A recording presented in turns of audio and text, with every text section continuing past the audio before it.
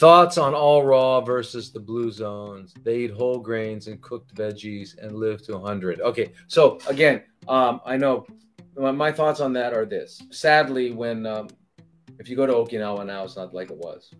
If you go to Abkhazia in Georgia, which used to be part of Soviet Russia. I mean, these guys were living 130, 140. A lot of what they ate was now they were up in the mountains and they didn't eat all raw, but they didn't eat a lot of cooked. Same with the Hunzas. It's sad what's happened, but all the blue zones have changed. They became famous. They became thing. You know, in Okinawa now they've got fast food. It's just changing unless you find the elders. Even you go to Vilcabamba. Vilcabamba was one of those, right, in Ecuador. I was there way back. I went way back. I've been looking at this stuff for a long time.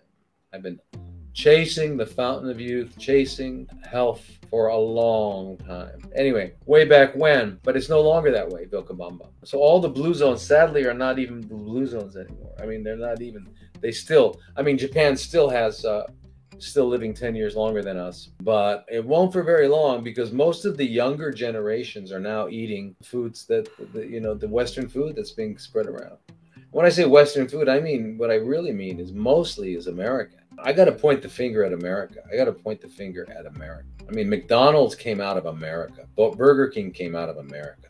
KFC came out of America. Pizza Hut came out of America. Okay, I know jazz did too, and it's fantastic. And I know rock and roll was big time. But I mean, all the fast food junk, all that stuff originated in America. And somehow it became really popular and got exported worldwide. And everywhere I go, I see these things, you know. So anyway, so that's what's happening with the blue zones.